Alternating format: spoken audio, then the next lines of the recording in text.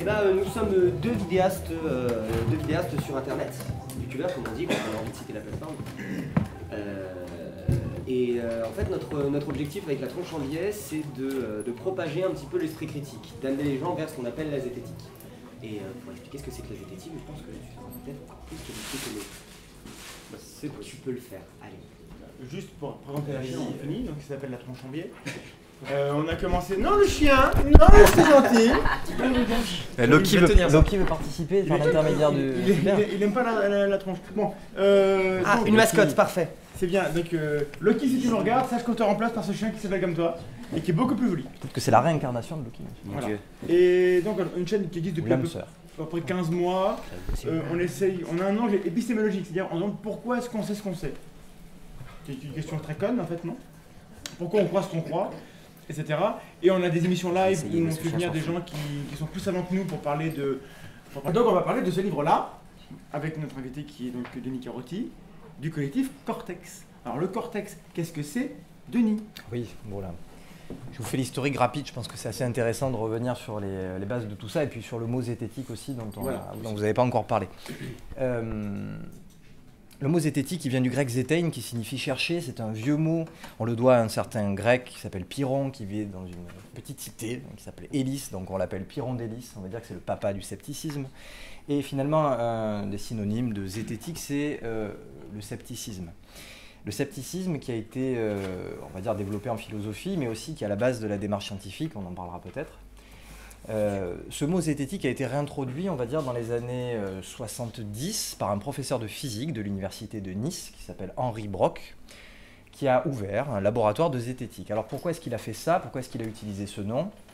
Rapidement, Henri Brock s'intéresse beaucoup aux phénomènes paranormaux de par une curiosité naturelle depuis qu'il est petit. Et finalement, il découvre qu'il n'y a pas grand-chose derrière ça. Quand il devient professeur de physique, finalement, il sonde un peu ses étudiants en physique, première année, deuxième année, troisième année, et s'aperçoit que parmi ses étudiants, il y en a encore beaucoup qui adhèrent à ce type d'adhésion, de croyance paranormale, avec des guillemets, phénomènes surnaturels.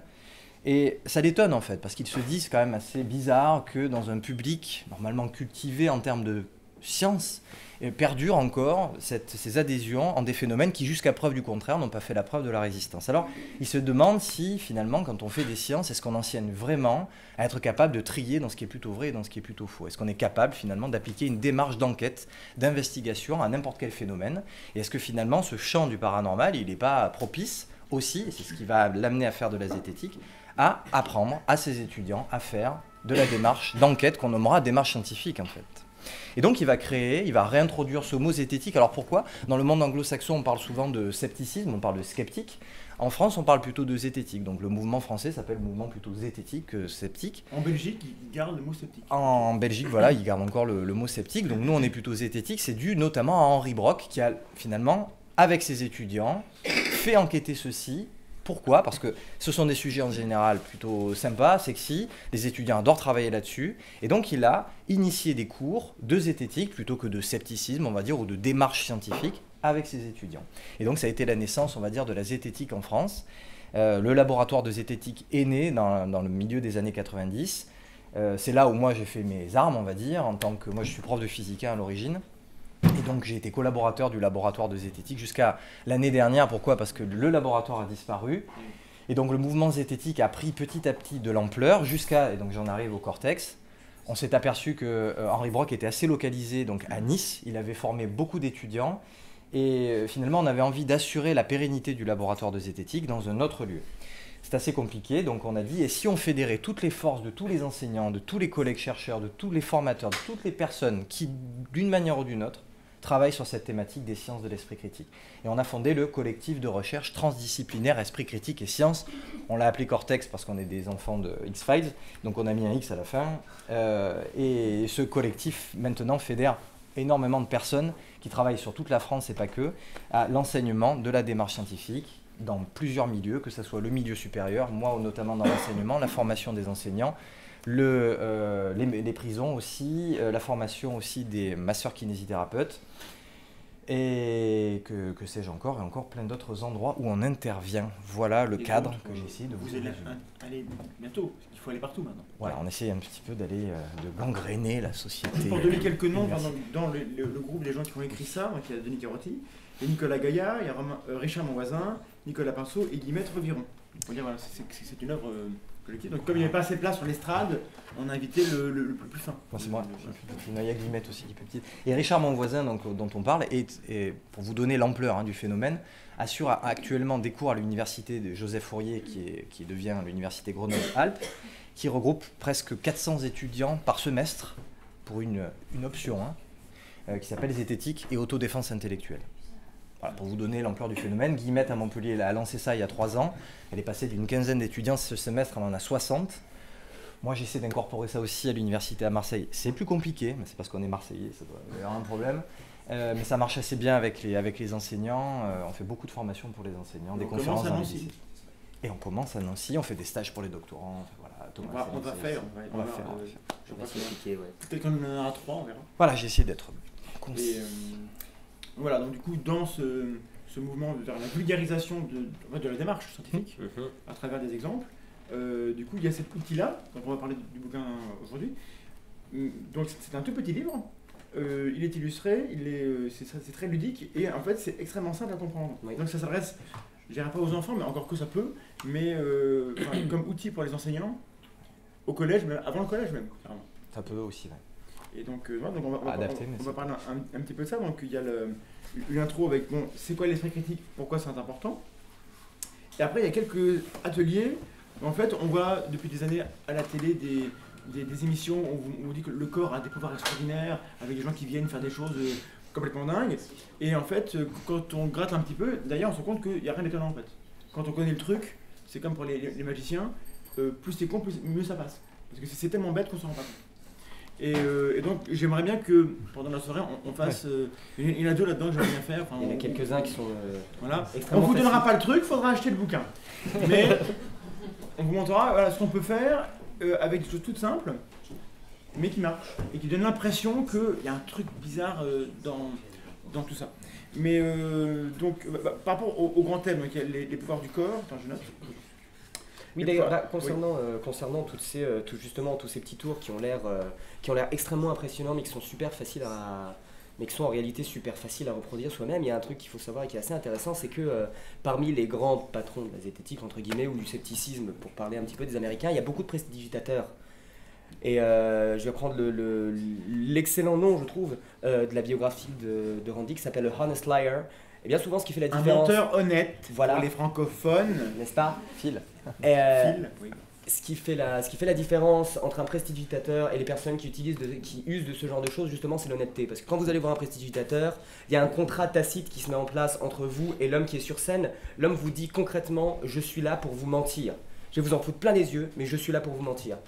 Tandis que malheureusement, il y en a qui utilisent les mêmes biais que nous avons, et les mêmes biais de perception que nous avons pour pouvoir mentir aux gens. Et de manière très malhonnête, gagner de l'argent avec ça. Certains sont honnêtes, certains ne se rendent pas compte que ce qu'ils font n'est pas vrai, entre guillemets. Mais voilà, et là-dedans, il y a justement pas mal de choses qui rappellent beaucoup la prestidigitation, et c'est assez intéressant à savoir. Et c'est pour ça que dans les méthodes, pour casser un peu les faith healers, donc les prêtres ou les pasteurs qui font des grandes messes où on guérit les cancéreux, voilà, et les gens ont l'impression d'être guéris sur le coup, mais c'est les mêmes ressorts que pour des méthodes de mentalisme. Et donc il faut que les zététiciens, merci pour cette eau qui a de la mémoire certainement, bien sûr, on va en parler. Et donc c'est les mêmes méthodes. C'est pour ça qu'il faut que les zététiciens, nous on est très, très peu compétents, mais il y a des magiciens et bien souvent ils ont la même culture, c'est-à-dire qu'eux ils savent comment manipuler les gens, comment entraîner votre attention vers quelque chose pendant qu'ils font autre chose. Donc ils savent comment marche votre cerveau, et donc du coup Henri Brock c'était adjoint l'aide de Majax à l'époque.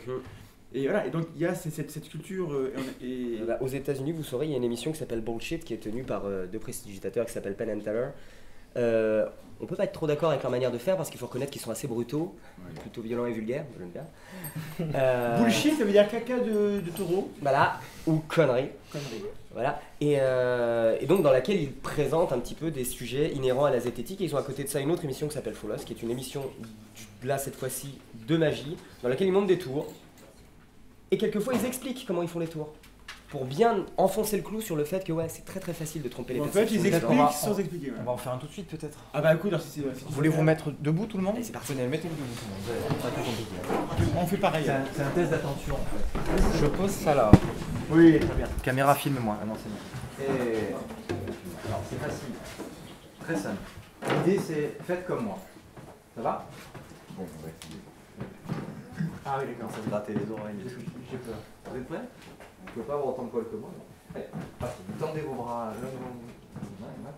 Les pommes l'une en face de l'autre. Ok, très bien. Maintenant, vous retournez vos mains comme ça. Et là, il faut bien suivre, attention, c'est pas très compliqué. Il faut juste croiser les mains dans un sens ou dans l'autre. Et vous serrez très fort. Allez-y, le plus fort possible. Plus fort possible. Tirez. Attention. Attention. 1, 2. Ça va aller très vite. Et 3. J'ai bien regardé ce que tu faisais. Hein. Ben voilà, il y en a J'ai bien regardé ce que il y avait tu faisais. attentif aussi. Merci.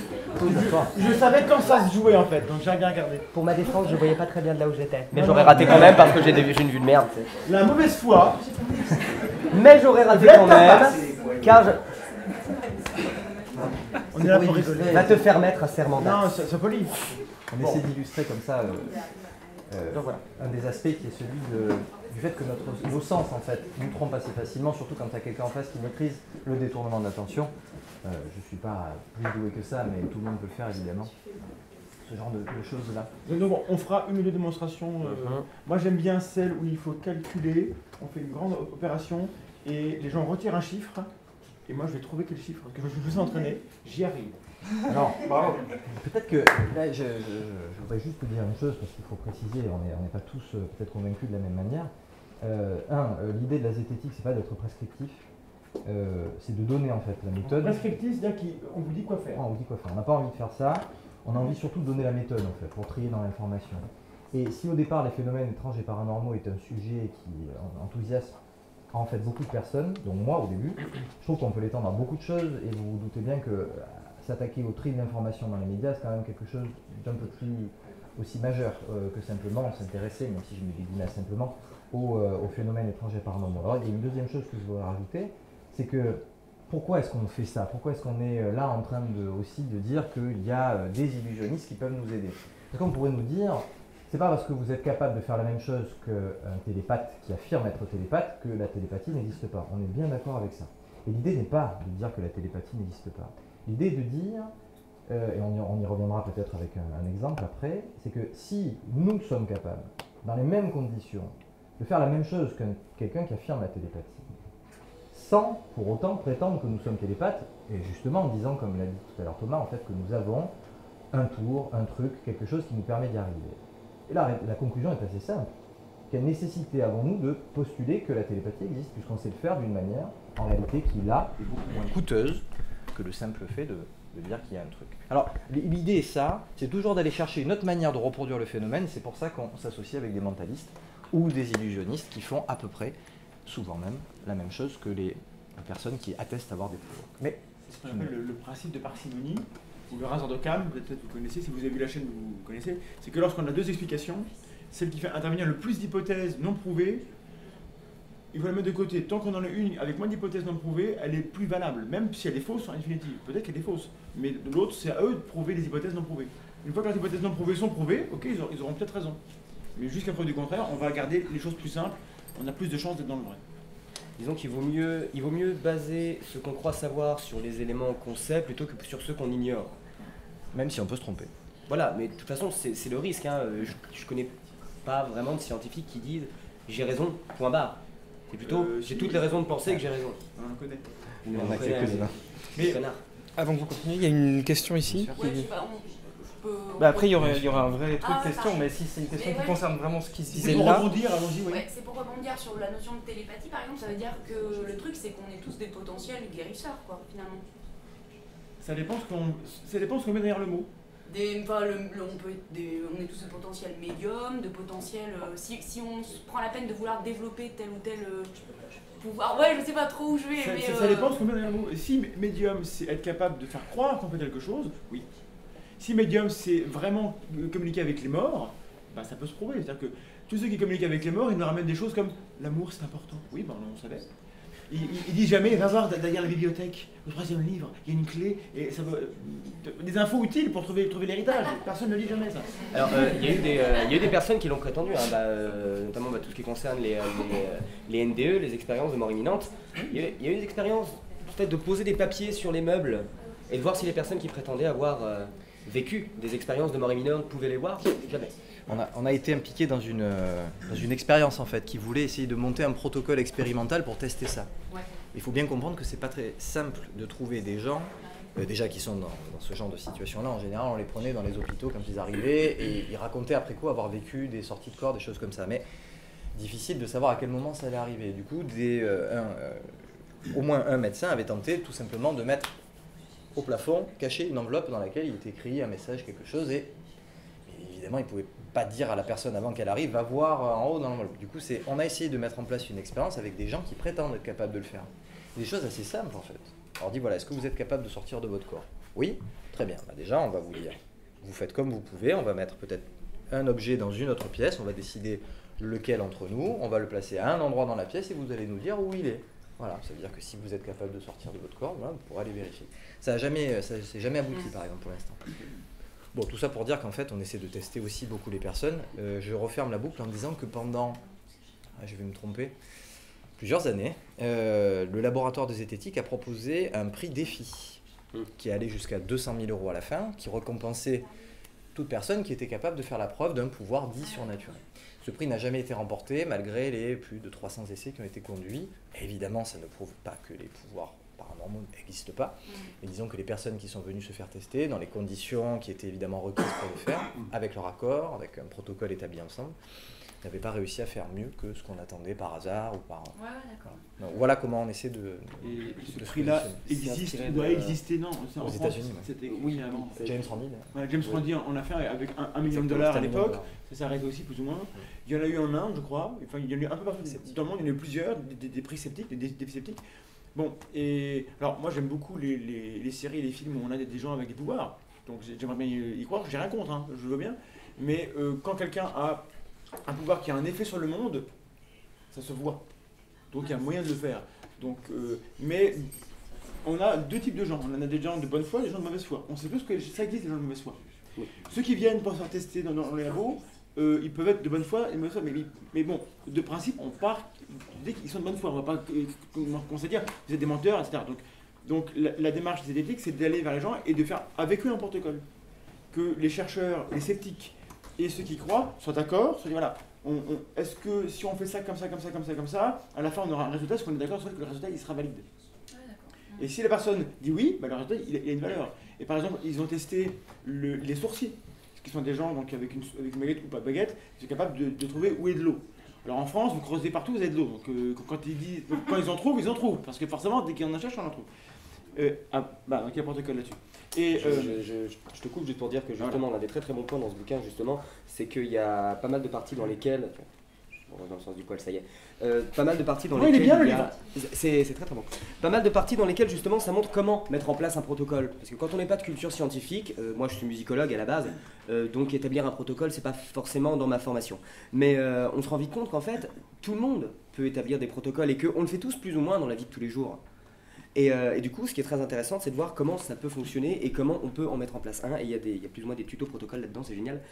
Et ça, c'est très chouette, et notamment sur l'exemple des sourciers. Donc vas-y, je te laisse. Vous pouvez pas, mais en gros, la personne, on la teste, on la met devant soit de l'eau courante dans un tuyau sous le sol, soit devant une bassine, une bouteille, peu importe.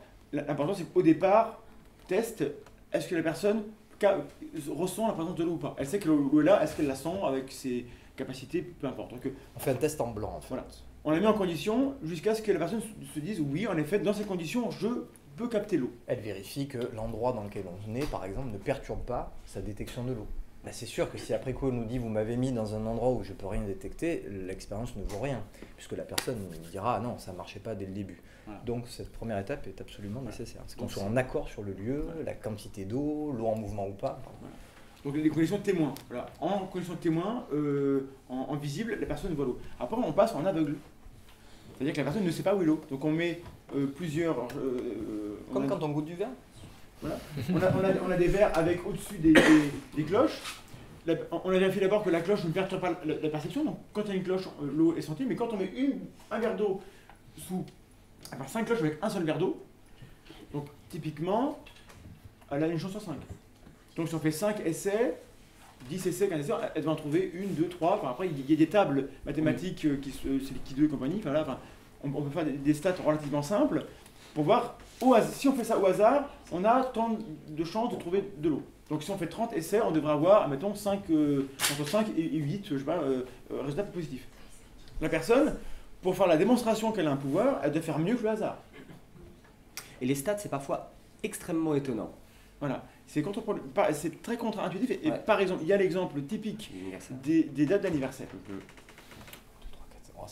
On n'était pas très nombreux. On va essayer. Mais si on demande au hasard, d'après vous, donc, dans l'année, il y a 365 jours, un quart.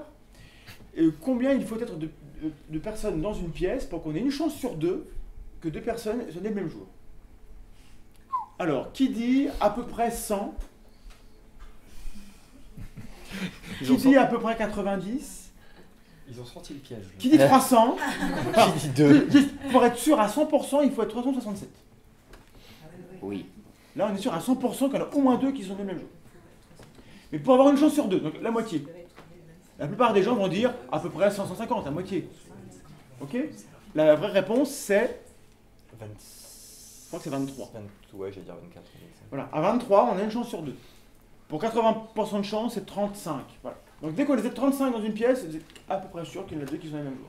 Et bien c'est contre-intuitif. Mais ça peut se tester. Si vous êtes que 10 et que vous êtes 10 à être nés le même jour, là, c'est étonnant.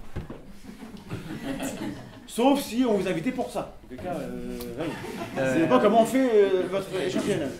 Il y a une expérience très intéressante. Une petite trentaine, on peut demander. Hein. On peut tester. Il faudrait prendre des dates d'anniversaire de tout le monde. Non, mais non, on peut demander. Par mois, une par une. Janvier. Les gens en janvier. Non, mais même pas ça. Même pas ça. Plus simple. Les gens se lèvent et disent je suis né le 2 décembre, je m'assois. Et on fait tout le monde. Et quand quelqu'un se lève et que quelqu'un d'autre est né le même jour que lui, dit je suis né tel jour comme un tel. Ok? Je recommence ou c'est clair? On commence par là, vous vous levez, vous dites le jour, donc le jour et le mois. Alors, je suis née le 13 juillet. 13 juillet. Le 31 mai. 31 mai. 13 mai. 13 mai. 17 avril. 17 avril. 27 mai. 27 mai, il y a beaucoup de mai. 29 novembre. 29 novembre. 6 avril. 6 avril. 16 mai. 16 mai. Hein? 22 octobre. Moi je vote pour mai, on aura du mai. 22 octobre. 8 août. 14 juillet. 14 juillet. Ah, bon. 19 mars. 19 mars. Ah, bon anniversaire. C'était 25 janvier. 25 mars. On est en février. Je suis très nul à jeu là. Pardon, 25 25 janvier. janvier. 21 mars. 21 mars. 23 avril. 3 avril. 29 août. 29 août. 22 juin. 22 juin. T'as de bol, hein. 5 juin. 5 juin. 14 octobre. 14 Je sens le malaise qui monte. 16 août. 15 septembre. Comment 15 septembre. 15 septembre et 10 juin. 8 juin. 3 novembre. 3 novembre. 1er février. 1er février. 18 décembre. 18 décembre. 25 avril. 25 avril. 13 janvier. 13 janvier, vous ne m'arrangez pas beaucoup. Monsieur ne sait plus.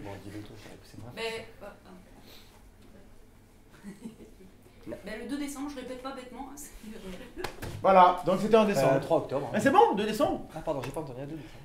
On était prêts, du coup on s'arrête là. Donc on en a une, donc ça marche. Merci. Voilà, donc on est une trentaine et ça marche. Et c'est avec moi en plus. La chance. Quelle était la chance que c'est avec ma note à moi. Statistiquement très faible. Donc les Atlantes ont construit les pyramides. Voilà, donc typiquement ça c'est contre-intuitif.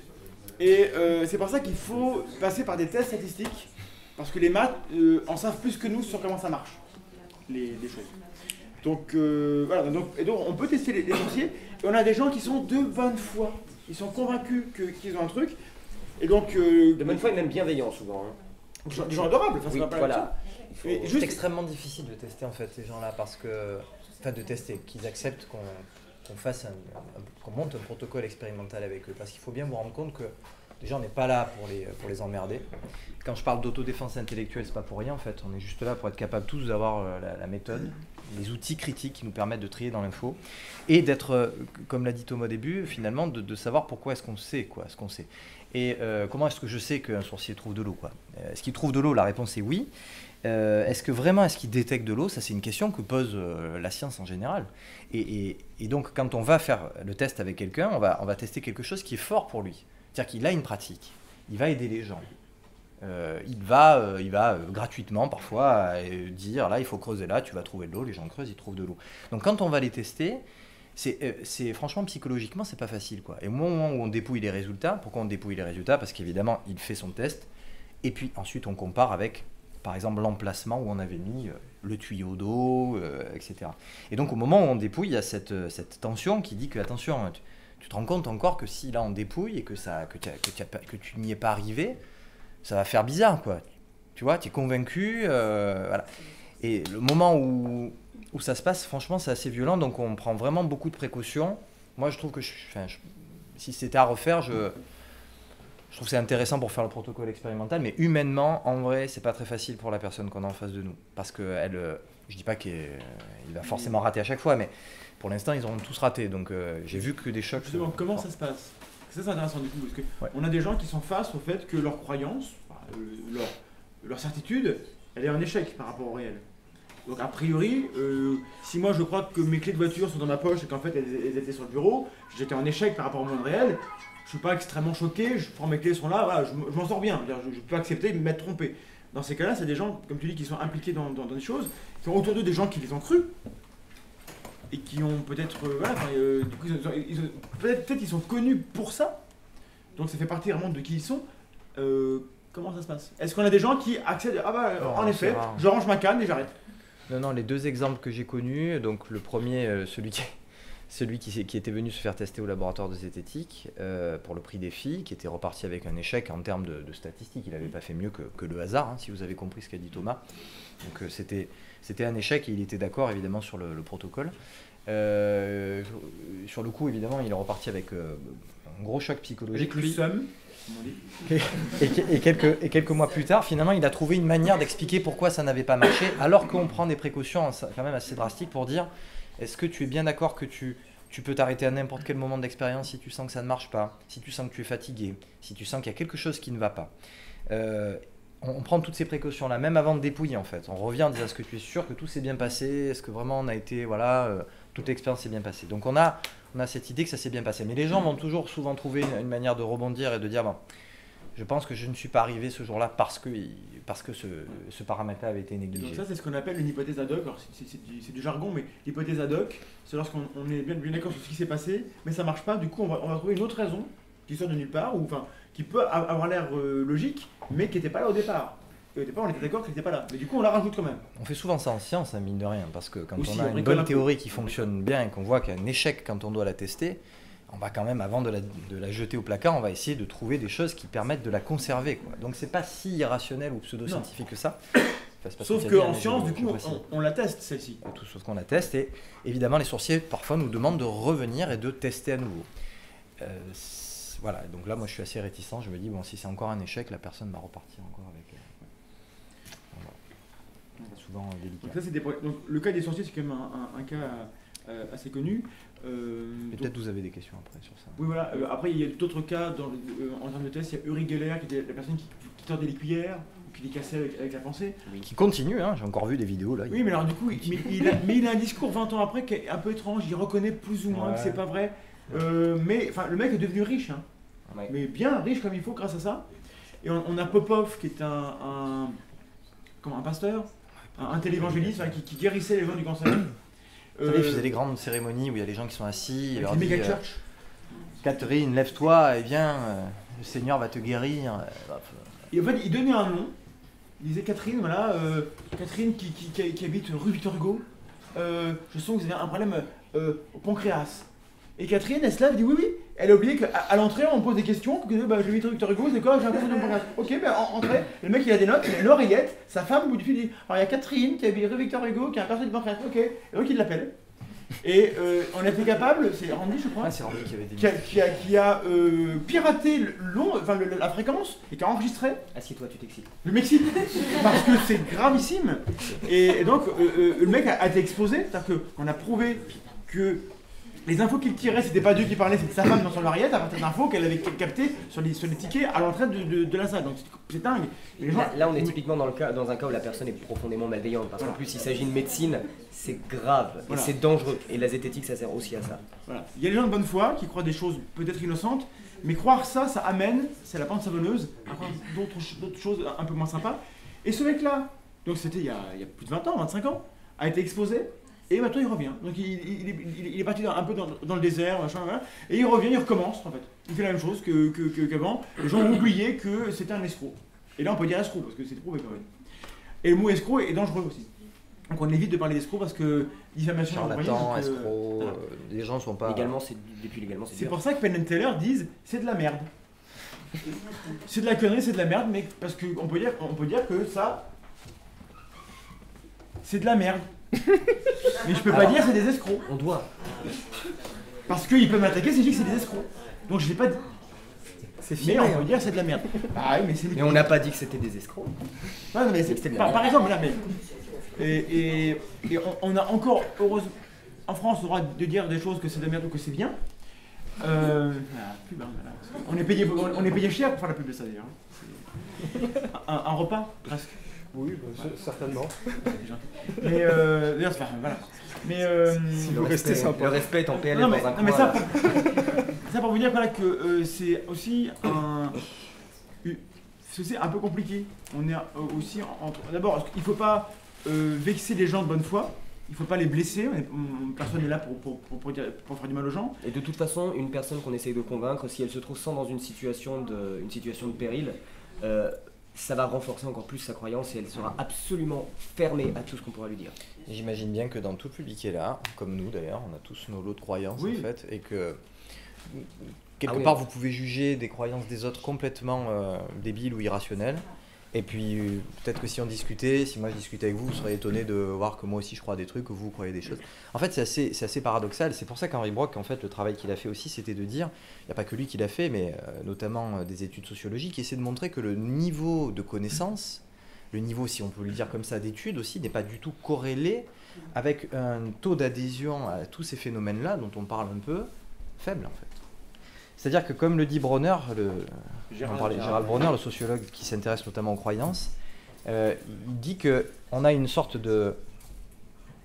c'est un peu la métaphore de Pascal, vous savez, la sphère des connaissances qui augmente et qui nous met en contact du coup avec plus de choses encore inconnues. Et finalement, on a cet horizon mental qui s'élargit, plus on a de connaissances en fait. Et c'est aussi pour ça qu'on peut être susceptible d'adhérer à certaines choses. Je vous donne un exemple. Si on n'a pas trop de connaissances scientifiques, on peut très bien penser que le sourcier... sent de l'eau pour certaines raisons et il ne va pas du tout mettre de mots dessus. Quelqu'un qui aurait des connaissances un peu scientifiques, par exemple qui connaît la notion d'onde électromagnétique, va pouvoir dire oui, en fait le sourcier, moi aussi j'y crois parce que je pense qu'en fait il détecte le champ électromagnétique qui est propagé par l'eau en mouvement. Et donc en fait on a finalement un mécanisme d'adhésion qui est à peu près le même, qui ne se fait pas pour les mêmes raisons, mais qui est le phénomène est le même, hein, c'est la détection de l'eau par les sourciers. Et c'est même extrêmement pervers parce que une personne qui est particulièrement savante et intelligente va avoir beaucoup plus de facilité à se convaincre elle-même et à trouver énormément d'arguments qui vont dans son sens. Mais à être tout autant aveugle aux arguments qui ne vont pas dans son sens, comme tout un chacun. Comme nous, voilà, on n'est absolument pas au-dessus des autres en se considérant comme zététiciens. On a tous les mêmes biais. Plus on est capable de trouver des raisons pour lesquelles on a raison. Même quand on a tort. Et ça on ne sait pas parce qu'on pense qu'on a raison. Il y a un graphe très très rigolo, je crois que c'est le point aveugle, voilà. On est tous aveugles au fait qu'on est tous ici, tous irrationnels, au moins un petit peu. Et on est tous convaincus qu'on est beaucoup plus rationnels que les autres. Donc on est tous en erreur, voilà, bravo. Ouais, j'allais dire, il y a une petite planche, je crois que c'est Saturday Morning Breakfast Cereal qui fait ça. Redis-le en français. Je crois que ça a été traduit par Pipe, que c'est les céréales du dimanche matin. Voilà. Et c'est un excellent webcomic, il faut vraiment le lire, c'est exceptionnel. Et il a une petite planche sur laquelle on a croyance dans les pseudosciences, en gros, graphique comme ça, et niveau universitaire. On va faire un graphe. Ou intelligent. Vous avez deux axes comme ça. Fais-le comme ça, deux axes. Pour que les gens comprennent, c'est un axe, un graphe. Voilà, exactement. Et on a... tiens, c'est bizarre.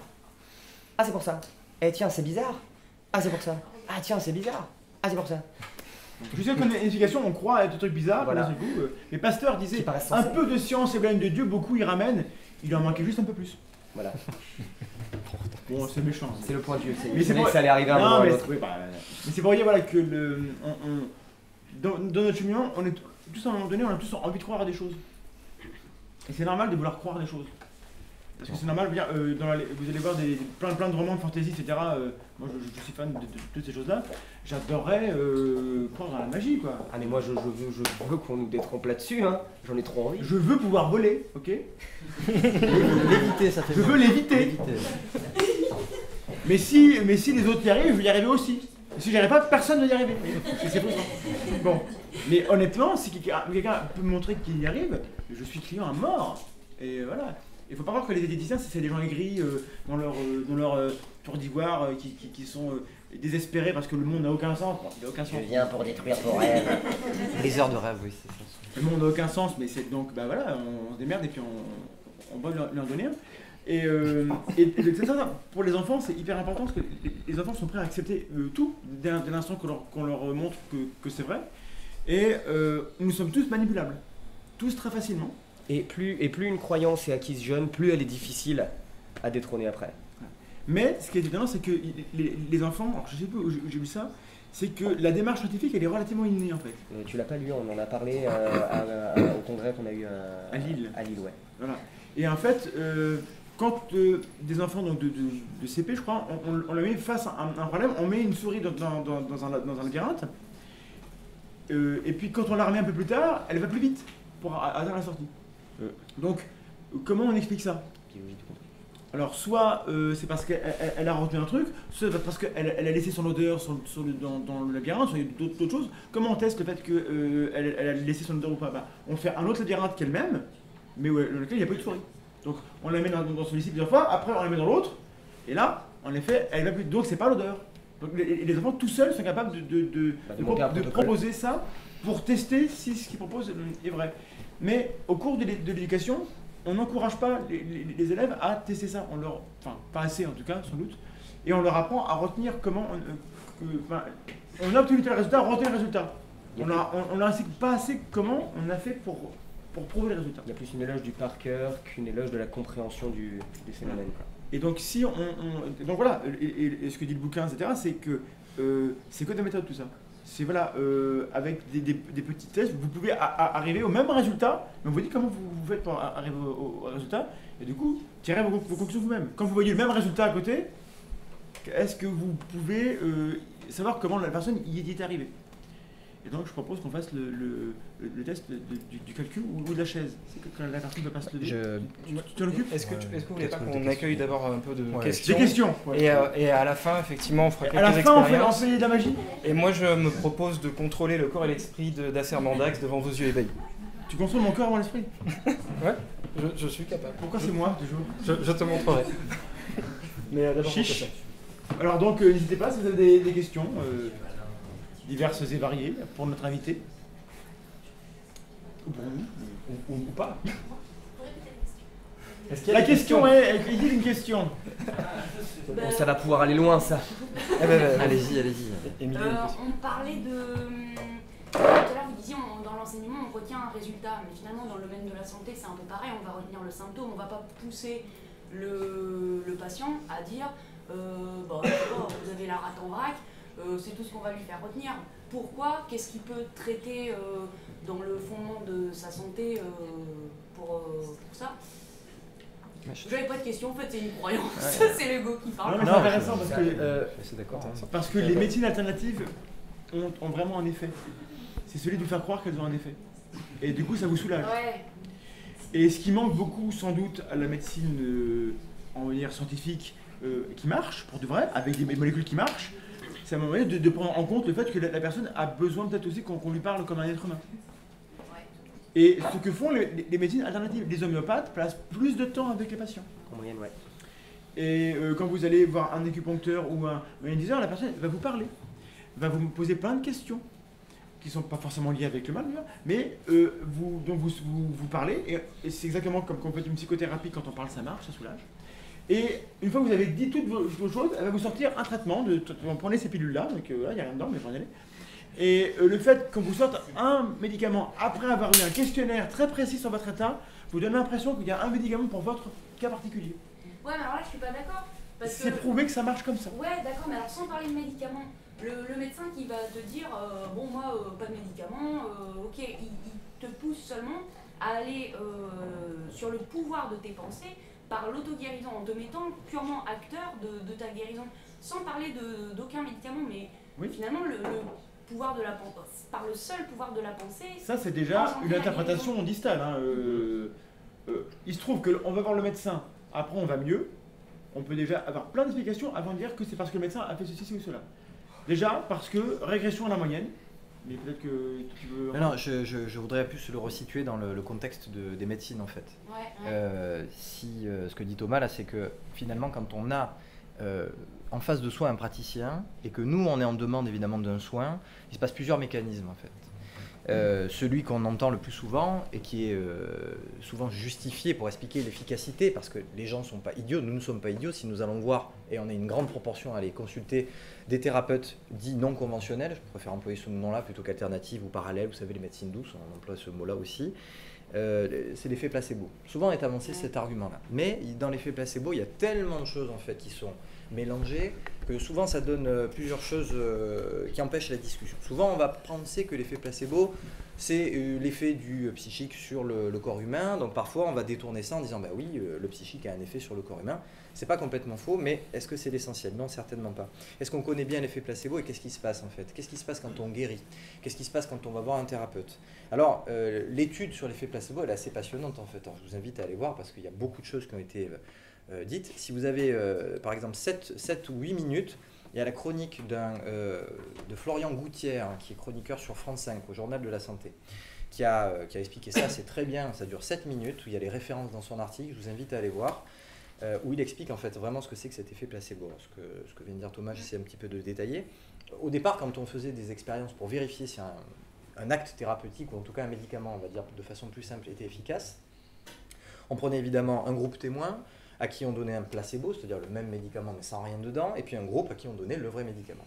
Évidemment, on le faisait sans dire ce qu'on donnait aux deux groupes, et celui qui le donnait, le médecin, l'infirmière, n'était pas aussi au courant, c'est ce qu'on dit travailler en double aveugle. Je ne sais pas ce que je te donne, tu ne sais pas ce que tu reçois. On a remarqué que, évidemment, le groupe qui recevait le placebo allait mieux aussi, que finalement, peut-être un groupe à qui on n'aurait rien donné. Mais c'est surtout que le groupe à qui on donnait le médicament allait certes souvent mieux quand la molécule avait une efficacité. Le groupe témoin allait lui aussi donc un petit peu mieux. On s'est dit ça c'est l'effet placebo. Mais en réalité dans l'effet placebo, ce qu'on n'avait pas étudié parce que ça n'intéressait pas forcément au début les études contrôlées, c'est que dedans il y avait beaucoup de choses. C'est que quand on se fait soigner, quand on va voir quelqu'un, bah déjà on va le voir quand on est souvent malade et on va le voir quand on est au pic de la maladie. Donc il y a beaucoup de chances qu'on revienne à un état normal de manière assez normale. Il y a aussi le fait que, et oui, l'effet du médecin, le fait qu'il nous prescrive quelque chose, même si c'est de la vitamine C, en fait, on a une sorte de réflexe pavlovien en fait, qui va nous amener aussi parfois à sécréter concrètement des endorphines ou de la dopamine qui va nous faire aller mieux. Et donc tout ça va se mélanger dans cet effet placebo, mais on va dire que la majeure partie de cet effet qu'on a quand on va consulter quelqu'un, c'est quand même l'évolution spontanée de la maladie. Le temps qu'on passe avec le médecin, l'empathie qu'il a envers nous, le fait qu'il nous donne une prescription, tout ça participe aussi, et cette espèce de magma de choses qui fait qu'on va mieux. Alors souvent les gens disent « ouais mais attends, ça veut dire quoi, que je suis fou en fait quand je vais mieux ?» Je fais « non, tu t'es pas fou. C'est que pendant des siècles, la saignée elle a fonctionné en fait. En réalité, les gens ils allaient mieux alors qu'on leur faisait la saignée. C'est ça le truc qui est fou. La saignée, elle marche dans 2 maladies encore. Ouais, voilà, ça c'est vraiment Mais le moment où on a compris que la saignée n'allait pas, c'est quand même quand on a fait 2 groupes et qu'on a vu que ceux à qui on ne faisait pas la saignée allaient mieux que ceux à qui on faisait la saignée. Alors voilà, c'est long à expliquer. Moi, je ne vous cacherai pas que la partie sur les médecines, quand on fait les cours, et quand on en fait, je vous dis, que ce soit Richard à la fac ou moi ailleurs, quand on fait une bonne quinzaine, voire voilà, une vingtaine de cours, le cours sur les médecines dites non conventionnelles, il arrive presque pas à la fin, mais au moins au milieu, quoi. C'est au moment où on a dégrossi, où on s'est mis d'accord, où on a parlé des outils, où on est capable de discuter, de différencier les registres. Parce que là, vous allez peut-être nous interroger sur le registre politique, économique. Je veux dire, autant on est d'accord pour dire et là, il faudrait qu'on en discute, mais c'est très long, dans les granules homéopathiques, il n'y a sans doute que du sucre. Certainement, l'efficacité, au jour d'aujourd'hui, elle n'est pas démontrée en termes d'efficacité spécifique, mais les gens vont mieux quand ils en prennent. Ils ne prennent pas d'autres choses du coup. Bon, évidemment, il y a le problème que Boiron s'enrichit. Il y a le problème que, évidemment, politiquement, si on file un placebo à des gens, ben moi, ça me dérange aussi. Le problème que Boiron a Il y a déclaré plein, il y a vous voyez, un mois... de registres qui s'affrontent là. Ouais, je comprends. Donc, Il y a- de quoi ouais. parle-t-on, en fait? Boiron, un Voilà, mois, je- a déclaré qu'il était temps que l'homéopathie s'intéresse au sida et au cancer. Voilà, donc ça c'est fait. Il l'a déclaré. Il y a Homéopathes sans frontières qui distribue des médicaments homéopathiques pour les petits Voilà. enfants de... Donc ouais, ça va jusque-là les on fait conséquences. comme On si- parlait de la qui ont plante des- savonneuse tout à l'heure, concrètement on en est là. Voilà. À la rigueur, il y avait un médicament placebo qui avait été mis sur le marché qui s'appelait l'Obécalp, je crois. L'Obépac. C'est ça, voilà, donc placebo, alors, ouais, simplement. L'idée c'était que les médecins puissent justement avoir quelque chose à donner aux patients qui n'ont rien, et qui ont quelque chose de psychosomatique. Ce qui a des effets, ce qui a clairement des effets. Et ces personnes-là, ils ont besoin de prendre quelque chose pour aller mieux, mais on ne peut pas leur donner un médicament avec un effet... Qui peut avoir un effet secondaire. qui peut avoir un effet secondaire négatif, donc on va leur donner ça. Et il y a beaucoup de personnes qui, même sans croire à l'homéopathie, argumentent sur le fait que du coup, ça peut au moins servir à ça. On peut au moins du coup donner ces médicaments-là qui, on le pense, n'ont pas d'effet pour qu'ils puissent aller mieux, parce qu'il n'y a rien d'autre à faire, tout simplement. Sauf que, en continuant à utiliser l'homéopathie comme ça, on va permettre d'autres utilisations de l'homéopathie qui vont être plus graves parce qu'on va permettre à l'homéopathie de s'installer, de gagner en crédibilité et on va essayer de soigner des maladies graves avec. Éthiquement, est-ce qu'on doit accepter de mentir aux gens pour leur bien? C'est une question de société. La science n'a rien à dire. La science ne peut pas vous répondre. Mais C'est politique. Voilà, politiquement, on peut décider que, voilà, en parlant de médicaments qui n'ont pas d'effet, en fait, le placebo, c'est encore plus drôle et retort que ça, c'est que quand vous donnez un placebo à quelqu'un avec la boîte où dessus il y a marqué les effets indésirables, la personne peut manifester des effets indésirables, alors qu'il n'y a rien dedans. Effet nocebo. Effet nocebo, c'est le... Donc vous voyez à quel point on ne comprend pas tout encore, c'est subtil, mais la part d'inexpliqué, au départ c'était 30%, l'effet placebo, on est réduit à des chiffres là qui restent à expliquer, mais le contexte. Et nous sommes des êtres humains, on n'aime pas le contexte, nous on veut expliquer les choses simplement. Donc si je prends une pilule et que je vais mieux, la pilule est responsable. Non, le contexte de la pilule plus la pilule est responsable de l'effet. Il y a aussi, il me semble, je crois l'avoir lu quelque part, mais je cite jamais mes sources, c'est une habitude. Non, mais le pouvoir du diagnostic. Quelqu'un qui se sent mal, qui dirait, bah là, voilà, j'ai la tête qui va exploser. Un médecin qui lui dit, bah en fait, vous avez une rhinopharyngite, bah d'un coup, ah oui, bah, ça va, ma tête va pas exploser. Tout va bien. Référence peut-être, Patrick Lemoine qui a écrit Le mystérieux effet placebo, je crois que c'est le nom, il y a quelques années, voilà, qui raconte un petit peu tout ce qu'il y a derrière le contexte qui favorise. Moi j'avais lu l'article. C'est un psychiatre. Je l'ai pas lu. Du coup, pour l'effet placebo, nous aussi on a fait une vidéo. Mais en fait, on a fait un triptyque de vidéos avec deux autres vidéastes. Avec Climène et avec le Psylab, donc avec 3 aspects différents donc, pour expliquer ce que c'est que le placebo. Voilà. Alors, comme je dis, il y a des choses encore à expliquer, mais voilà. Le Climène et le Psylab, du coup, une chaîne de pharmacie, enfin médecine, pharmacie, et une chaîne de psychologie, psychiatrie. Et voilà, si vous voyez les 3 plus l'article de Florent Gouttière, vous devriez être à jour sur les placebos et être capable de comprendre quand on vous en parle. Ça marche avec les enfants, ça marche avec les animaux, c'est ça aussi parfois qu'il Le faut bisou dire. magique, concrètement, Ça marche. Il n'y a pas que, c'est pas que l'effet d'une volonté d'être soigné, hein. Souvent le fait qu'on se... Alors il y a un autre effet dont on n'a pas parlé, c'est que si vous évaluez chez le toutou le fait qu'il aille mieux ou moins bien, c'est vous-même qui allez évaluer s'il va mieux ou moins bien. Et donc le biais là il est assez patent, c'est que c'est vous allez juger s'il va mieux ou moins bien. Et donc c'est vous-même qui évaluez ça, et souvent... vous allez peut-être mal évaluer et c'est très difficile de savoir. La personne qui se guérit toute seule de son cancer, ça existe, ça arrive. Oui, Vous êtes en train de me dire c'est recensé. Par ça, c'est... le lien qu'elle crée avec son... Non, ça c'est pour l'instant je pense que c'est inexpliqué. Il y a, je crois que le pourcentage c'est de mémoire, hein. Je pourrais vous rapporter les sources, mais là j'ai pas en tête. On est à 1 sur 100 000 de cas de guérison, rémission spontanée qu'on ne sait pas encore expliquer. Ça veut dire ça, on a ça. C'est pas du tout lié au contexte. Ça veut dire qu'on n'a pas l'explication. Voilà, on n'a pas d'explication. Par contre, ceux-là, on va beaucoup en parler. Ceux qui ont un cas de rémission spontanée. Surtout ceux qui vont à Lourdes. Bah, oui, notamment. Mais les centaines de milliers de personnes qui meurent parce qu'elles se sont soignées comme ça, on n'a pas vraiment d'intérêt à en parler. Ouais. Et c'est un chiffre qui est beaucoup plus intéressant. On connaît des gens. Je suis sûr qu'on est nombreux ici à avoir un cas de personnes dans notre entourage plus ou moins proche qui a voulu soigner une maladie grave avec des médecines douces et qui en est morte. Voilà, ça arrive. Des maladies genre un cancer du sein, à l'heure actuelle, le taux de survie il est de 90-95%. C'est immense. Quand il est pris tôt. Mais on a des gens qui sont dans une croyance, dans un rejet de la science officielle, avec Big Pharma, avec les vaccins, avec on vous ment, on vous manipule, donc qui sont dans un système de pensée qui fait que la médecine, ils la rejettent par principe, et donc ils vont faire un choix de ne pas soigner quelque chose qu'on pourrait soigner et ils vont mourir. Et c'est des gens, en général, quand c'est des femmes jeunes, peut-être qu'elles ont des enfants, donc on fabrique des orphelins parce que les gens sont dans un système de croyance qui rejettent la médecine. C'est grave. Alors, on ne dit pas que les gens s'en foutent. C'est juste qu'ils sont dans un système de croyance, à un moment donné, ils sont plus accessibles à des arguments raisonnables. Parce qu'il y a de l'affect, parce qu'il y a plein de mécanismes psychologiques qui font qu'ils sont enfermés. Et nous, on peut rien faire. C'est aux gens, vous là, qui les connaissez, de parler avec eux et de ne pas les juger. Mais tout va jouer là, en fait. Vous pouvez sauver la vie de quelqu'un en lui demandant mais pourquoi tu crois ça, en l'écoutant.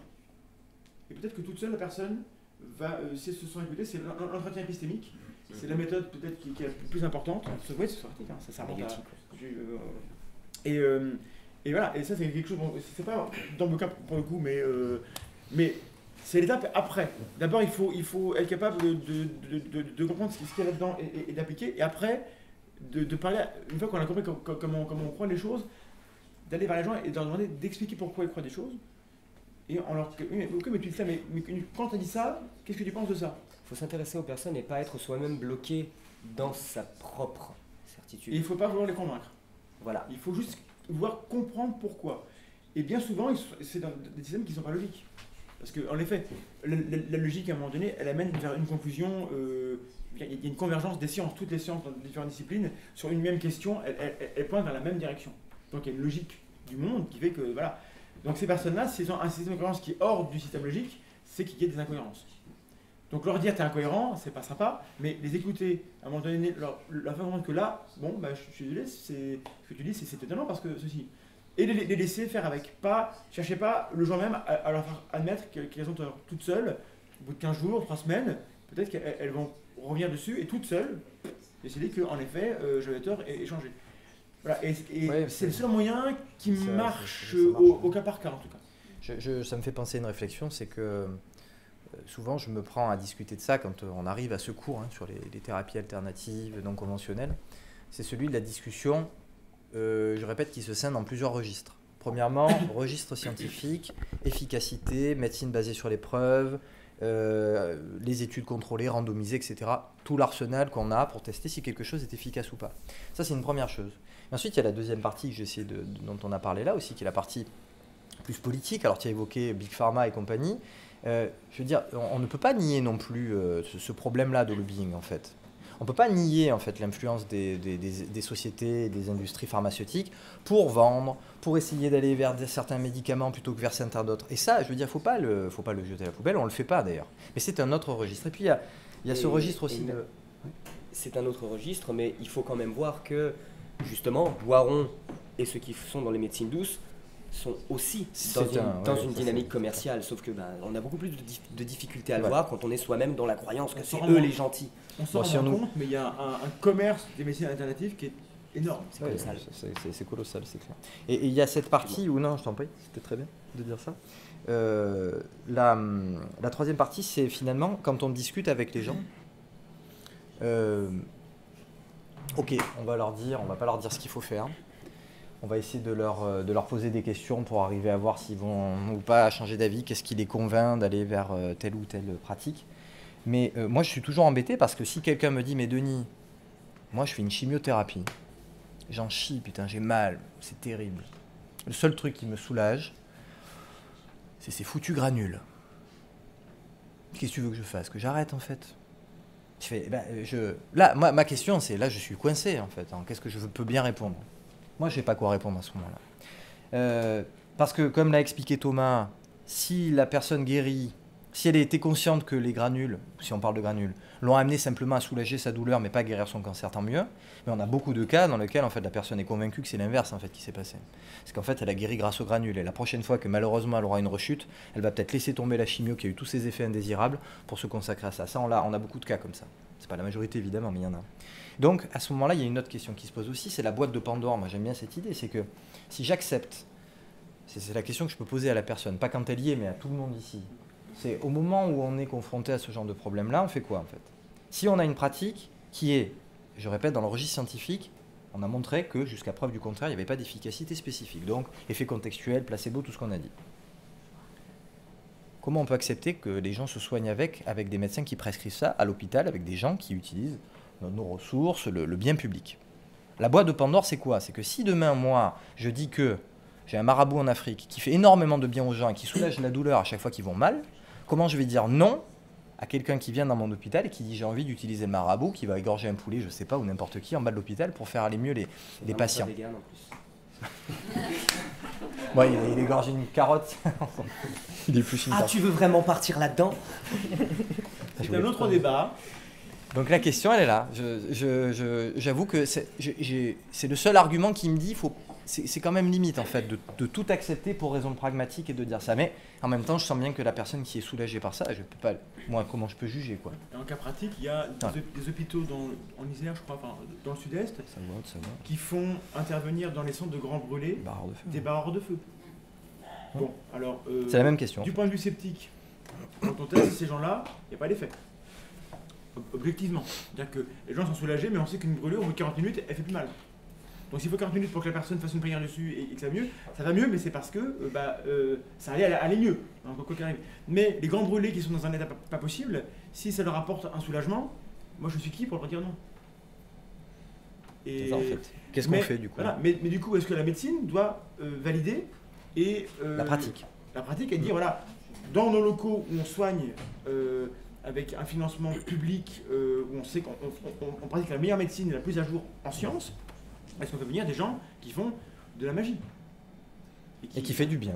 Voilà. Mais est-ce que c'est le lieu? Encore une fois, nous, on a que des avis là-dessus. Après, ça mérite des études sociologiques sur du long terme pour voir quels sont les effets que ça peut avoir. On a des idées là-dessus, mais peut-être qu'on a tort. Mais en tout cas, la question se pose, est-ce que c'est pas dangereux? Et donc, du coup, il faut de l'esprit critique pour ça, pour au moins questionner. Après, la réponse... C'est à nous d'en discuter. C'est une question par là, il me semble. Oui. Justement, pour revenir un peu sur Big Pharma, enfin, tout cet aspect-là, je voudrais revenir sur notamment l'argument d'autorité, parce que aujourd'hui, dans mon cas personnel, c'est mon médecin qui refuse de me vacciner contre, par exemple, certaines maladies ou comme ça, par rapport à mes antécédents, parce qu'il y a 10 ans de ça, on a mis, entre autres, le doigt sur le problème des adjuvants qui pouvaient causer des problèmes. Et c'est une analyse tout à fait personnelle, mais pour moi, justement, si aujourd'hui on a par exemple un retour des personnes qui refusent de se faire vacciner, ça vient aussi en partie des médecins qui avaient des craintes à cette époque-là de prescrire des vaccins justement par rapport à ces problèmes-là. Le problème, c'est que les médecins... Est-ce qu'on pourrait contextualiser, parce que les adjuvants, tout ça, je suis pas sûr que tout le monde ait suivi. Dans un vaccin, on met des adjuvants pour que le vaccin soit plus ou moins... Le vaccin, c'est quoi? Le vaccin, c'est une bactérie ou un virus, ou un truc qu'on a trafiqué, qu'on a tué, qu'on a massacré, donc il reste que la petite partie qui va inciter votre système immunitaire à produire des anticorps qui vont attaquer le virus pour de vrai lorsqu'il sera dans notre corps. Okay, donc, on prend le virus, on matraque, on le tue, on vous l'injecte et on met autour des adjuvants qui sont des produits qui vont stimuler. C'est comme un Pokémon que tu affaiblis avant de voilà, ils vont stimuler votre système immunitaire, donc forcément c'est des produits qui ont un effet sur le corps. Donc on a des salles de réunion, enfin moi je suis pas du tout médecin, mais voilà, les adjuvants, c'est pas juste pour vendre des produits chimiques. Hein. On les met dedans parce que c'est prouvé que ça stimule la réponse immunitaire. Après, comme tout médicament, ça a un effet. Dès qu'il y a un effet biologique, il y a des effets secondaires possibles. Et il y a un effet dose, il y a beaucoup de choses. La médecine, tout produit qui vous guérit peut vous faire du mal, par définition. un truc de médecine douce sur lequel c'est marqué sans effet secondaire, vous savez déjà que ça n'a pas d'effet primaire du tout. Voilà. Donc, mais même les huiles essentielles, à forte dose, ça peut vous bousiller le foie, quoi. Enfin, ça peut faire pas mal de choses. Donc, voilà, donc, tout produit chimique peut avoir un effet sur le corps. Alors, dans le cas des médecins, le problème que moi je vois, je ne suis pas du tout expert en médecine du tout, c'est que les médecins ne sont pas des zététiciens. Et c'est pas toujours des scientifiques. Et voilà, c'est plutôt ça, je pense. Voilà. C'est pas des gens qui ont été formés à se poser des questions, enfin, des gens aussi, mais en tout cas pas à se poser ces questions-là sur qu'est-ce qui marche dans pas faire de la recherche. ce que je pratique. Voilà. Le travail du docteur, c'est d'établir un diagnostic, et voilà. pour ça, il n'a pas forcément besoin Eux, ils ont une grille de lecture, ils sont extrêmement médecins. efficaces. Voilà, on leur apprend, voilà, s'il y a tel état du patient, j'applique telle méthode pour le guérir. Et ça ne veut pas dire que c'est des branquignoles. Hein, ce sont des experts dans le domaine, il faut les écouter. Oui. Mais ils ne sont pas forcément experts pour se poser la question sur voilà, qu'est-ce qu'il y a entre le diagnostic et l'effet entre les deux, et qu'est-ce qui soigne pour de vrai. Et tous les effets contextuels, ben ça c'est les psychologues qui vont étudier, c'est pas les médecins. Ou les chercheurs en médecine. Voilà, et bien sûr. Donc, et tout cet aspect-là, et donc la grande autorité des médecins, c'est qu'on a des médecins homéopathes. Bon. Moi, je crois qu'il faut se réapproprier, en fait. Souvent, on le dit, nous, au Cortex, c'est une... Il n'y a pas que nous, hein, mais c'est de dire, est-ce qu'on ne peut pas, en rapport avec votre question aussi, c'est de se réapproprier, en fait, ce genre de choses-là. C'est-à-dire que si on est capable, nous-mêmes, de ne pas aller solliciter à chaque fois un docteur pour lui demander à chaque fois qu'on sort de là un médicament, parce qu'on a besoin d'avoir un médicament, si on est capable de demander aussi au médecin, et on doit le faire collectivement, en fait, de lui demander, attends, mais tu nous prescris ça, mais je n'ai pas fait d'études, est-ce que tu peux me dire pourquoi? Est-ce qu'il y a juste il y a d'autres possibilités? Tu me donnes la meilleure, pourquoi? Tu as des raisons de penser ça, juste ok, tu en as, ok. Si j'ai un traitement grave, c'est d'aller solliciter les méthodes qui peuvent me permettre de guérir. Pourquoi en fait ils pensent que celle-là elle est meilleure que l'autre? Si on arrive à solliciter ça, on va aussi avoir des réponses de médecins qui vont se retrouver à devoir aussi en quelque sorte justifier. Je sais que souvent, moi j'ai des copains médecins, ils me disent mais c'est pénible les gens qui nous demandent et tout. Je fais ouais mais attends, je viens de payer 60 € là, tu me dis qu'il faut m'opérer là, ça a pris 5 minutes, je sais pas si c'est bien, pas bien, je te fais confiance évidemment et l'argument d'autorité me suffit, mais je trouve ça dégueulasse en fait. Je sors de là, que entre les jambes, comme on dit. Hein. Je suis ridiculisé par l'autorité du médecin. Et encore une fois, souvent. Le médecin, il est un peu placé comme le curé avant. C'est un peu ça, mais je pense qu'il devrait, comme le scientifique, être capable de justifier ce qu'il fait, sans rentrer dans les détails évidemment. Faut pas non plus penser que l'argument d'autorité c'est forcément une mauvaise chose. Hein. On a des raisons d'aller voir un chirurgien si on a un problème. Je préfère que mon chirurgien me conseille la chirurgie plutôt que d'aller voir mon épicière. Mon garagiste est plus qualifié que mon boulanger pour mon carburateur. Clairement. Donc son autorité, oui, je la respecte. Bon, après, il me met la facture et j'ai mal, mais la voiture, elle fonctionne, quoi. J'espère. Mais... Donc, la grande autorité, c'est un sophisme que quand l'autorité, elle n'est pas réelle. Je suis pas certain que la voiture on appelait Einstein pour parler de l'existence ou non de Dieu. Bah, il n'est pas compétent. Il fait d'autres choses. Voilà, de même parler d'Einstein pour dire est-ce que la bergamote c'est bon ou pas, on s'en fout, enfin, c'est pas son job. Bon. Et, bon, tiens, on avait donné l'autre jour l'exemple de Montagnier qui est. Luc Montagnier. Luc Montagnier, qui est donc prix Nobel de médecine, découvreur du VIH. Donc, voilà. Un type brillantissime dans son domaine, hein, ça fait aucun doute, mais la mémoire de l'eau, c'est lui. Non, c'est lui. À l'heure actuelle, il a repris le flambeau de voilà. Pour ceux qui ne savent pas, la mémoire de l'eau, on est dans la fin des années 80. Jacques Benveniste, oui. Chercheur français, qui va tester si, en diluant extrêmement beaucoup certaines substances, elles continuent, voire même à ce qu'il n'y en ait quasiment plus, est-ce qu'elles peuvent continuer à avoir un effet comme si elles étaient présentes. C'est le principe de l'homéopathie. Oui. La dilution. Alors, évidemment, derrière cette recherche, il y avait aussi l'idée que ça pouvait justifier une efficacité non comprise de l'homéopathie, en tout cas un modèle de processus. Et bon, mais il se trouve que Benveniste, l'expérience qu'il a réalisée, sans rentrer dans les détails, s'est retrouvé en une d'un journal scientifique qui s'appelle Nature, et qui est un des plus grands journaux scientifiques. Enfin, en tout cas en termes d'impact. Et bon, quand on a vu arriver ça, évidemment, la communauté scientifique a été un peu sceptique, parce que ça, si vous voulez, ça bouleversait tout ce qu'on savait en chimie, mais vraiment bouleversé. Même en physique, d'ailleurs. Même en physique aussi, c'est-à-dire qu'il n'y a plus du tout de molécules, il y a quand même un effet incroyable, mais vraiment incroyable au sens incroyable. Du coup, évidemment, la méthode scientifique, c'est de refaire l'expérience. Quand on a refait l'expérience, on s'est aperçu qu'il n'y avait pas d'effet, en fait. Et depuis, il n'y a toujours rien qui a été fait. Jusqu'à ce que Luc Montagnier, Jacques Benveniste s'est suicidé suite à cette affaire quelques années plus tard. C'est assez grave. C'était un chercheur ultra reconnu dans son domaine aussi.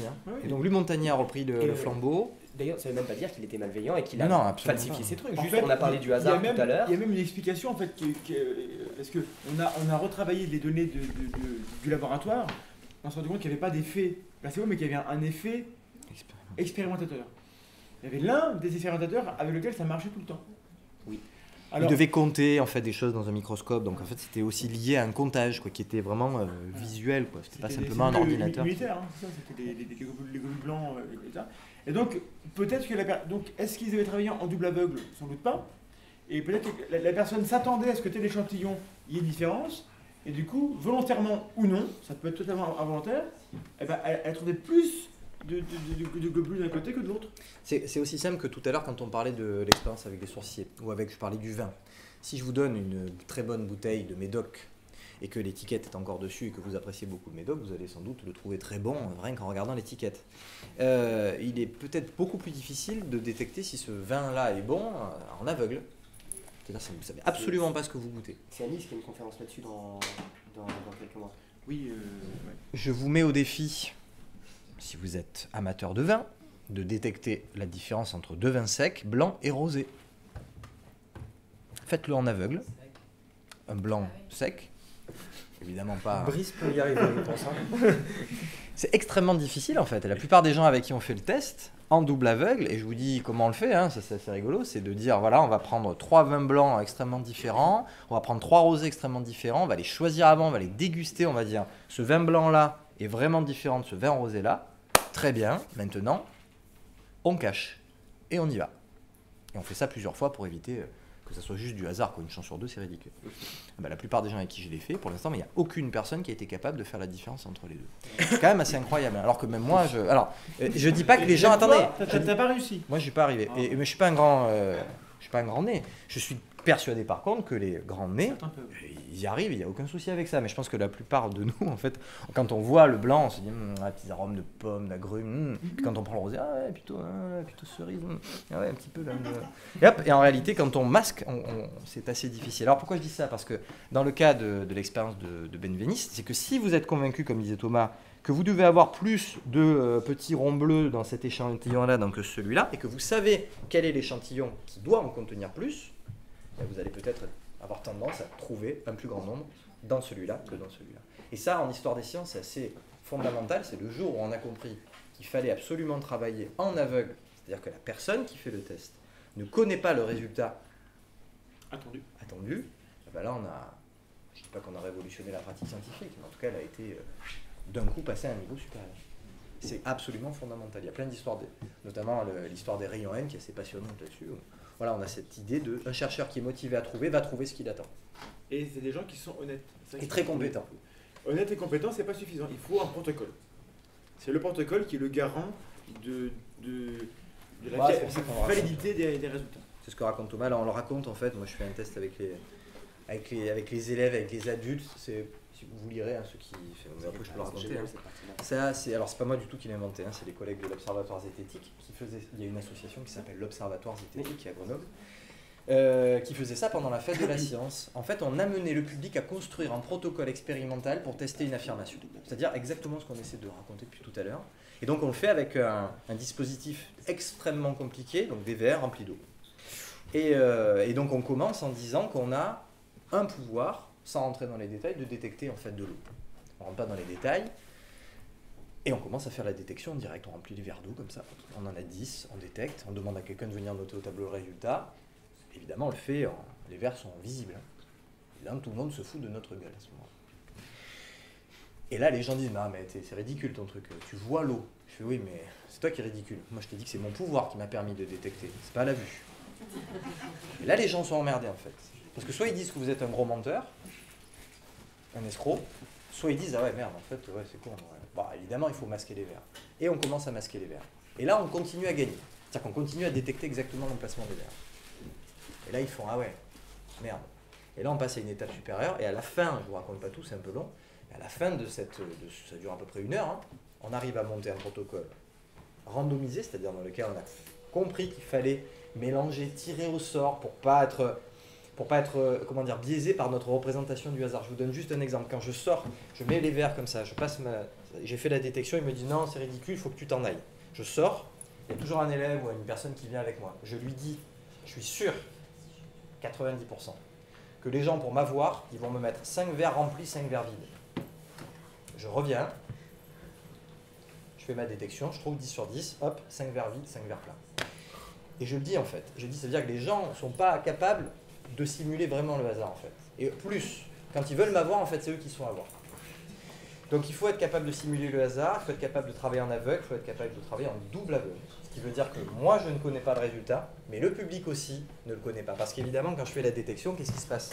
Je mets ma main comme ça, je fais là, elles sont cachées les boîtes. Hein. Les verres d'eau sont cachés avec des boîtes. Et là, il y a de l'eau. Et là, il fait bon, je sais qu'il y a de l'eau, quoi. En fait, ils comprennent vite qu'eux-mêmes, connaissant le résultat à l'avance, ils peuvent me donner des informations sur ça. Et donc, on comprend, comme pour les médicaments, que non seulement le patient ne doit pas savoir ce qu'il reçoit, mais également celui qui donne le médicament. Le double aveugle. Méthode importante. Merci. Est-ce qu'il y a des questions? D'autres questions? Quelle heure on mange? Oui, je sais. Vlad, télépathie. Vlad se posait la question, donc du coup je l'ai formulée, je l'ai vocalisée. L'histoire est réelle.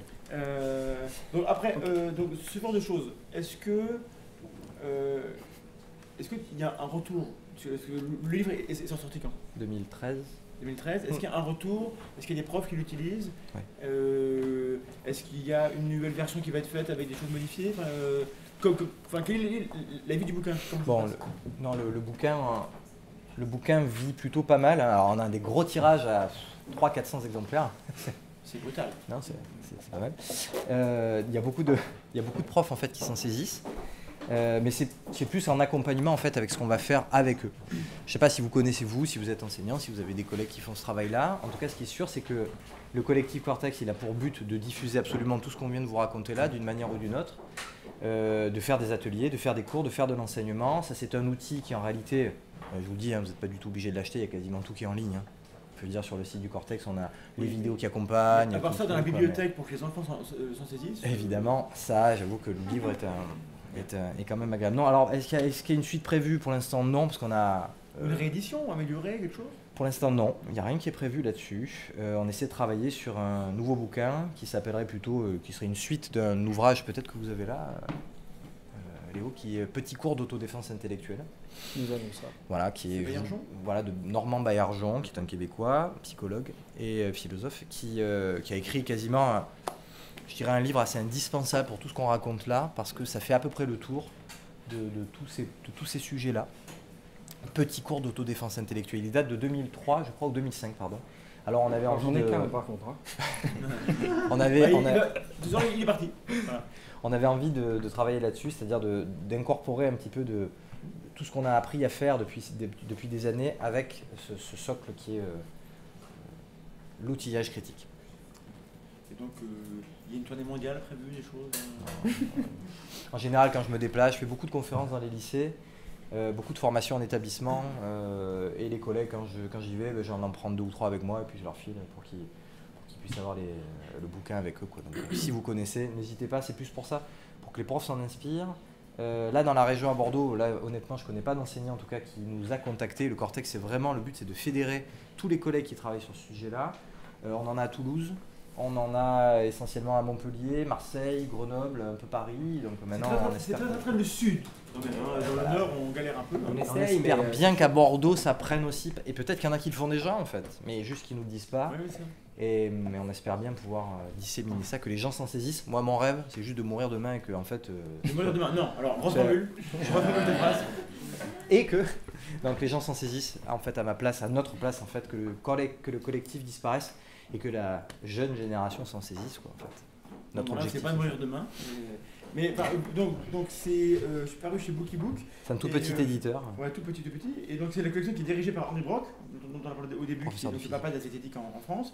Et il y a plein d'autres de thèmes, donc vous avez la liste. Il y a plus d'une trentaine de...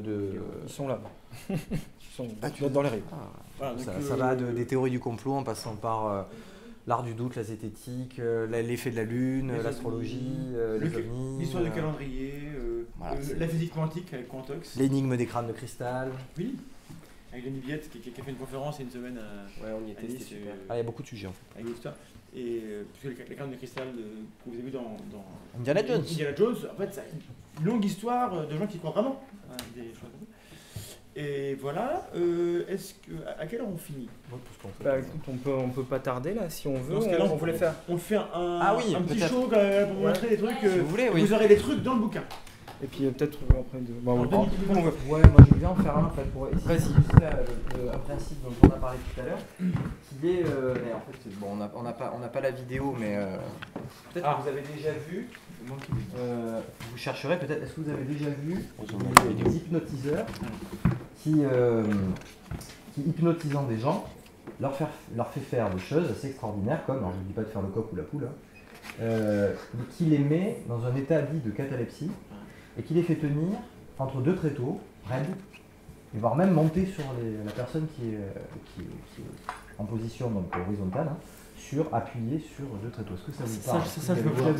Ça, je veux voir. Alors, ce qu'on fait en zététique, on l'a dit tout à l'heure, la première chose qu'on fait, c'est une règle à garder en esprit, c'est aller chercher une alternative.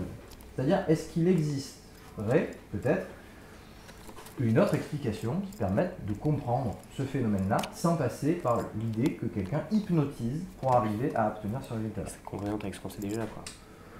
Voilà. Est-ce que, par exemple, il y a souvent des gens qui me disent bah, c'est facile, en fait, le gars est super entraîné, donc il suffit que l'hypnotiseur il choisisse le plus costaud du public, et puis en fait il va y arriver à tenir raide entre deux pieds. Deuxième hypothèse, en fait il triche, comme les illusionnistes, je sais pas, ils mettent des câbles qu'on voit pas, ils truquent les tréteaux, enfin bref.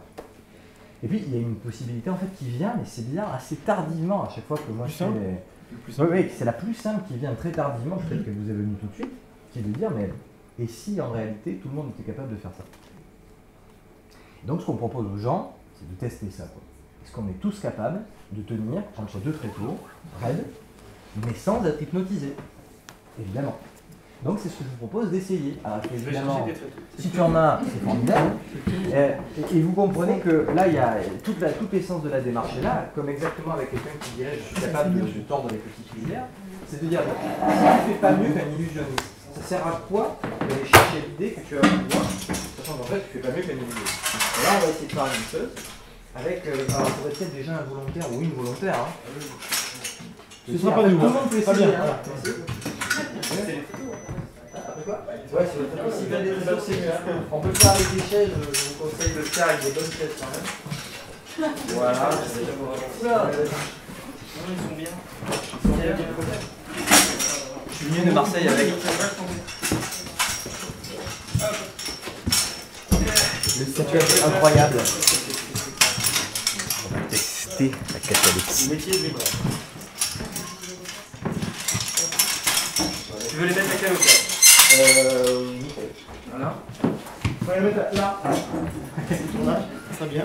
Plus impressionnant. Ouais. C'est là que je ne peux pas vous montrer la vidéo parce qu'évidemment l'idée, la pédagogie de la chose, c'est de montrer la vidéo, de demander aux gens qu'est-ce qu'ils en pensent. Évidemment, c'est extraordinaire parce que c'est vrai qu'on se dit que c'est impossible à faire. On demande aux gens, après avoir vu la vidéo, est-ce que vous vous rappelez comment a été positionnée la personne qui s'est allongée sur les photos? La réponse qui vient la plupart du temps, peut-être que vous avez vu cette vidéo, ça vous vient, c'est que la personne est appuyée sur la nuque et sur les chevilles. En réalité, c'est pas du tout ça. Quand on regarde la vidéo, la personne est appuyée sur les épaules et généralement sur les mollets. Donc on va nous reproduire exactement la même chose. Romain, je suis pas Romain, ça te dérange pas. Par contre, Romain est un peu moins grand que ça, je pense. Alors Romain, l'idée c'est qu'évidemment je ne vais pas t'hypnotiser. Hein, donc pour y arriver, tu mets tes jambes serrées, tes bras le long du corps. Alors, il va falloir que tu raidisses tous tes muscles. Ce qu'on voit dans la vidéo aussi, c'est que quand la personne est positionnée, l'hypnotiseur il lui met la main aux fesses, en fait, hop, il remonte la personne et ça donne une forme de voûte en fait. Alors pourquoi la voûte? C'est une bonne excuse, hein, pour mettre une main en fesses. Voilà. Doucement, doucement. Et doucement. Et en fait, la voûte permet aussi une meilleure répartition de la force sur les tréteaux. Et donc, ça va bien marcher. Alors, donc Romain, tu es raide. Ouais, il faut que tu contractes ta main. Quand je vais te positionner, pense à laisser tomber ta tête. Ça va te permettre de remonter un petit peu le bassin et d'avoir cette forme de voûte. Vas-y, laisse-toi pencher. Thomas, tu le réception. On va prendre les pieds. Allez, 1, 2 et 3. Voilà. Allez, on y va. On y va. Voilà. Les mollets. Alors, les épaules, Thomas. C'est bon. C'est bon pour les épaules. Voilà. Les mollets, c'est bon. Vas-y Romain, laisse passer ta tête en arrière. Vas-y. Voilà. Ok. Bien entendu. C'est parti. C'est parfait. Ta tête en arrière. Est-ce que c'est À demain. Non, c'est pas. En fait, c'est assez Alors, dans l'expérience, en fait, ça va encore, tu nous dis, hein, ça va. Tu peux laisser aller ta tête comme tu veux, tu remontes. Allez. Ouais, en fait, c'est assez facile. C'est impressionnant. C'est impressionnant parce qu'on dirait vraiment qu'il se passe quelque chose, quoi. Et alors, on peut monter dessus. Voilà. C'est une super dernière Facebook. Faut juste enlever tes chaussures parce que sinon tu. Ah, c'est plutôt ça ou pas? On va essayer. Je sens que les tréteaux sont plutôt. Ça va, Léo, ils sont. Ah oui, mais non, ça c'est solide. Ok, ça va, tu nous dis, hein, si ça va. Respire Alors, bien. évidemment, quand vous voyez le petit argument, il va s'aider d'une chaise, peut-être il faudrait rapprocher une chaise de là. Le deuxième batterie est pas terrible. Évidemment, il met pas ses pieds ici. En général, il met un genou là, on le voit monter là, et puis un autre à peu près ici. Donc il s'appuie directement quasiment sur les tréteaux. Belle fille, il va falloir que tu essaies de monter. On va te rapprocher peut-être. C'est drôle parce que ça a l'air dangereux. C'est ça que vous voyez quand je fais des filles, pardon. Le mieux le rat. Fatigue un peu. Si tu vas essayer de mettre un pied ici, tu vas me donner la main. D'accord? Tu vas essayer de mettre un pied ici et tu serres bien tes jambes. Et attends, on va essayer avec un pied, vas-y. Allez, vas-y. Vas-y. Là? Ouais, vas-y, là, exactement. T'inquiète pas, vas-y. Ça va, Romain, ou pas? C'est bon, exactement, c'est ça. Voilà. Et l'autre. Ah bah il marche, hein. Oh là là, ça Tu va. arriveras ou pas? Je sais Tu pas. veux essayer ou pas? Si tu ne sens pas, on ne fait pas, c'est pas grave. Tu sens pas, c'est pas grave. Ici la jambe, vas-y, ici. Allez, vas-y. Voilà, attention. Voilà.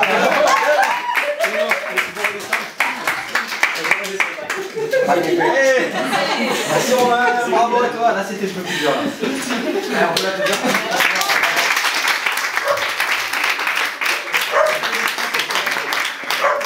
Est-ce qu'on vient de prouver que l'hypnotiseur n'avait pas de pouvoir? Non.